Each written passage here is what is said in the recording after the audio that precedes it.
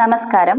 Sreenarayana Guru Open University 2ാം semester MA Malayalam ക്ലാസ്സിലേക്ക് എല്ലാവർക്കും സ്വാഗതം.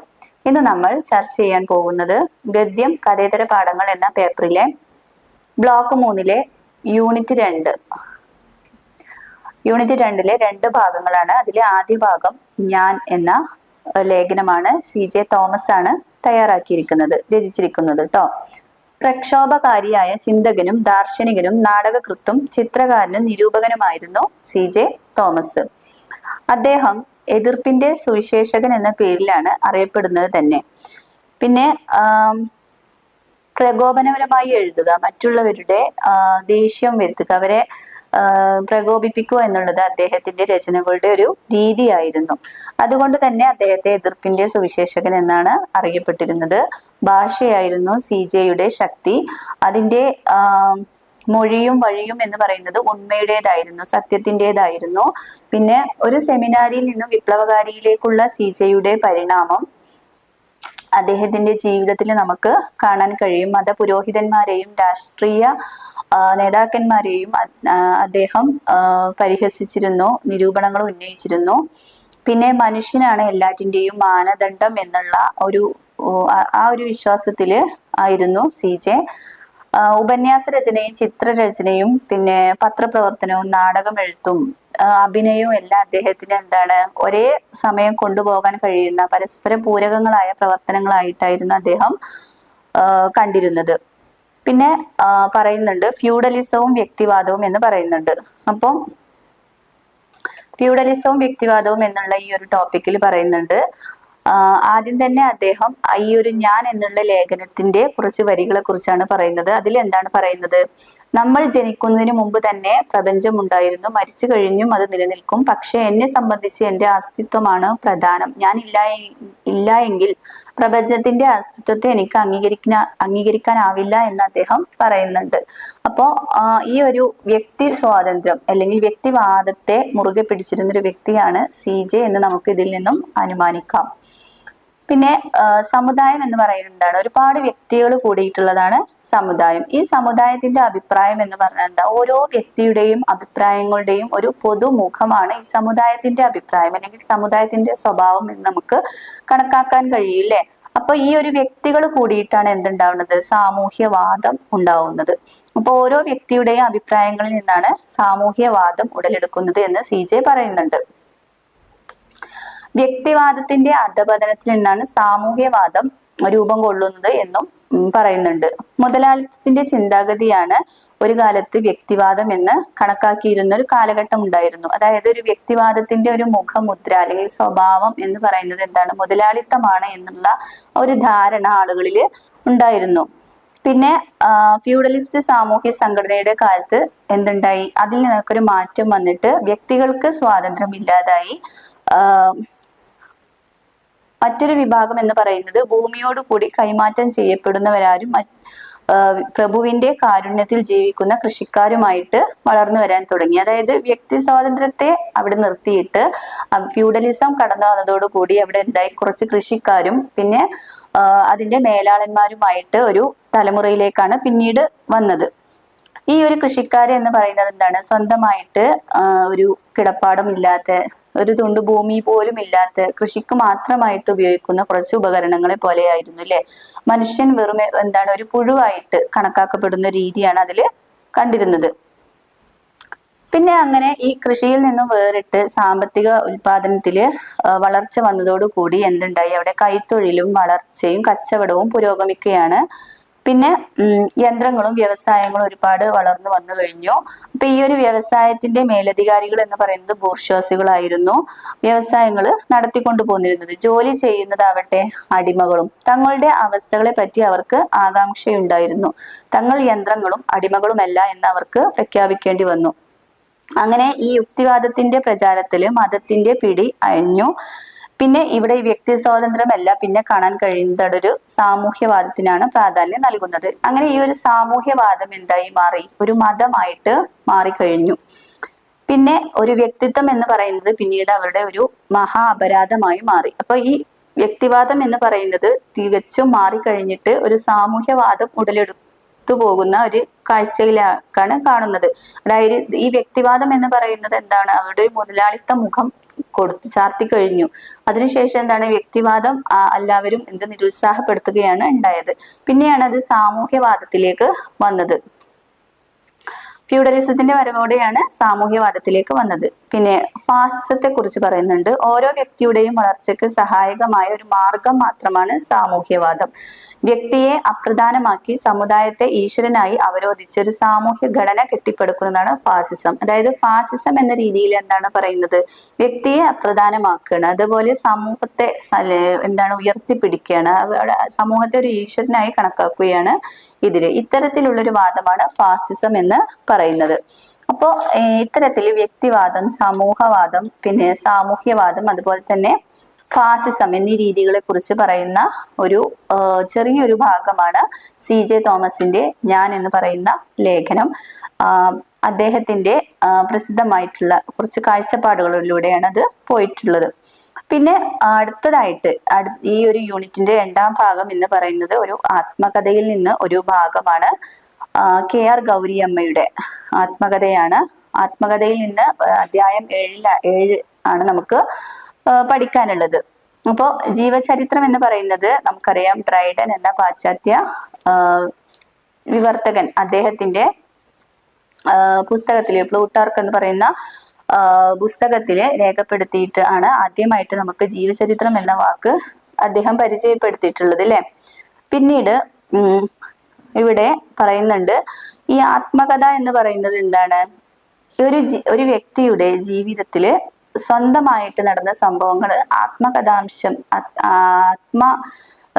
അദ്ദേഹം തന്നെ ആത്മമായിട്ട് പറയുകയാണ് അല്ലെ. അദ്ദേഹത്തിന്റെ ജീവിതത്തിൽ ഉണ്ടായിട്ടുള്ള സംഭവങ്ങൾ അദ്ദേഹത്തിലൂടെ അദ്ദേഹം നിരീക്ഷിക്കുകയും ആ ഒരു നിരീക്ഷകനായി തന്നെ അദ്ദേഹം പറയുകയും ചെയ്യുന്ന കാര്യങ്ങളാണ് ആത്മകഥയിലുള്ളത്. അപ്പൊ ഈ ആത്മകഥയിലുള്ള കാര്യങ്ങൾ എന്താവും, ചിലപ്പം ഒളിച്ചു വെക്കപ്പെടുന്നവയും ഉണ്ടാവും, പുറത്തു പറയുന്നവയൊക്കെ ഉണ്ടാവും. അപ്പൊ നല്ല രീതിയിലുള്ള ഒരു ആത്മകഥ എന്ന് പറയുന്നത് ആത്മാർത്ഥതയോടുകൂടി എഴുതുന്ന ആത്മകഥയാണ് എന്ന് പറയുന്നുണ്ട്. ബംഗാളി ഭാഷയിൽ പുരുഷന്മാർ എഴുതിയ ആത്മകഥയ്ക്ക് ആത്മചരിത് എന്ന പേര് നൽകുമ്പോൾ സ്ത്രീകൾ എഴുതുന്നത് സ്മൃതി കഥ എന്ന പേരിലാണ് അറിയപ്പെട്ടത്. അപ്പൊ ബംഗാളി ഭാഷയിൽ ആത്മകഥ എഴുതുന്നതിന് എന്താണ് പറയുന്നത്, ആത്മചരിത് എന്നാണ് പറയുന്നത്. എന്നാല് ആ ബംഗാളി ഭാഷയിൽ സ്ത്രീകൾ ആത്മകഥ എഴുതിയാൽ അതിന് എന്ത് പേരിലാണ് അറിയപ്പെടുന്നത്, സ്മൃതി കഥ എന്ന പേരിലാണ് അറിയപ്പെടുന്നത്.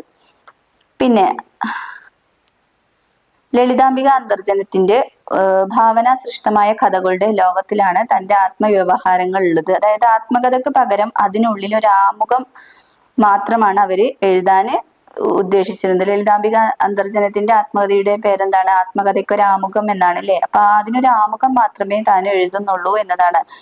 അതായത് ആ ഒരു ശൈലിയെ, ആത്മകഥ എന്നുള്ള ആ രചനയെ ശൈലീകരിക്കുകയാണ് അല്ലെ, അസാധ്യമായ. പകരം അതിനുള്ളിൽ ഒരാമുഖം മാത്രം എഴുതിയിട്ട് വെക്കുകയാണ് ലളിതാംബിക അന്തർജനം. പിന്നെ KR ഗൗരിയമ്മയുടെ ആത്മകഥ എന്നുള്ള അവരുടെ ആത്മകഥയിൽ നിന്നുള്ള കുറച്ച് ഭാഗങ്ങളെ കുറിച്ചാണ് പറയുന്നത്. ഗൗരിയമ്മയെ കുറിച്ച് നമുക്കറിയാം, സ്വാതന്ത്ര്യ സമര കാലത്ത് സ്ത്രീ സാന്നിധ്യം രാഷ്ട്രീയ രംഗത്ത് ഇല്ലാതിരുന്ന കാലത്തുകൂടി തൻ്റെ നിറസാന്നിധ്യം മലയാള രാഷ്ട്രീയ രംഗത്ത് കൊണ്ടുവന്ന ഒരു സ്ത്രീ വ്യക്തിത്വമാണ് ഗൗരിയമ്മ. അവര് കർഷക പ്രസ്ഥാന പ്രവർത്തനങ്ങളിൽ അവർ ഉണ്ടായിരുന്നു. അതുപോലെ ട്രേഡ് യൂണിയൻ പ്രവർത്തനങ്ങളിലും തൻ്റെ കഴിവ് തെളിയിച്ചിട്ടുണ്ട്. പിന്നെ ജനസേവനത്തെ മുൻനിർത്തിയായിരുന്നു അവരുടെ പ്രവർത്തനങ്ങളെല്ലാം. നിയമസഭാ തെരഞ്ഞെടുപ്പിൽ സ്ഥാനാർത്ഥിയാവുന്നതിനാൽ എഴുത്തു നിർത്തേണ്ടി വന്നു. അതായത് അവർക്ക് എന്താണ്, ഈ ഒരു ആത്മകഥ എഴുതി തുടങ്ങിയത് ആദ്യം തന്നെ ദേശാഭിമാനി വാരികയില് ആത്മകഥ തുടങ്ങിയിട്ടുള്ള ആ പേരിൽ എഴുതി തുടങ്ങിയിരുന്നു. പക്ഷെ ഈ ഒരു രാഷ്ട്രീയ പ്രവർത്തനവുമായി ബന്ധപ്പെട്ട് ആത്മകഥ കുറച്ചു കാലത്തേക്ക് നിർത്തിവെക്കേണ്ടി വന്നിരുന്നു. പിന്നീട് അത് തുടരുകയാണ് ഉണ്ടായത്. അപ്പോ അവര് പറയുന്നുണ്ട്, താനൊരു കവിയോ സാഹിത്യകാരിയോ ഒന്നുമല്ല, പക്ഷെ ഈ ഒരു ആത്മകഥ എഴുതുന്നത് തൻ്റെ നാടിനെ കുറിച്ചാണ്, നിഷ്കളങ്കമായ ഗ്രാമത്തെ കുറിച്ചാണ്, അവിടെയുള്ള പാവപ്പെട്ട വ്യക്തികളെ കുറിച്ചാണ്, നെൽവയലുകളെ കുറിച്ചാണ്. അപ്പൊ സ്വാഭാവികമായിട്ട് എന്താണ്, ഈ ഒരു പല രീതിയിലുള്ള സാഹിത്യ സൃഷ്ടികൾ തൻ്റെ ഈ ഒരു രചനയിലൂടെ കടന്നു പോയേക്കാം എന്ന് അവര് പറയുന്നുണ്ട്. പിന്നെ അതുപോലെ കേരളത്തില് ജനാധിപത്യ പ്രക്രിയയിൽ ജനങ്ങൾക്കുള്ള വിശ്വാസം നഷ്ടപ്പെട്ടിരുന്ന ആ ഒരു കാലഘട്ടത്തില് അവരെ പോലുള്ള ഒരു സ്ത്രീ സാന്നിധ്യം വരികയും പല രീതികളിലും പല മേഖലകളിലും അവരുടെ സാന്നിധ്യം നല്ല രീതിയിൽ തന്നെ പ്രവർത്തനങ്ങളിലൂടെ കാഴ്ചവെക്കുകയും ചെയ്തിട്ടുള്ള ഒരു വ്യക്തിയാണ്, ഒരു കമ്മ്യൂണിസ്റ്റ് കാരിയാണ് ഗൗരിയമ്മ എന്ന് പറയാം.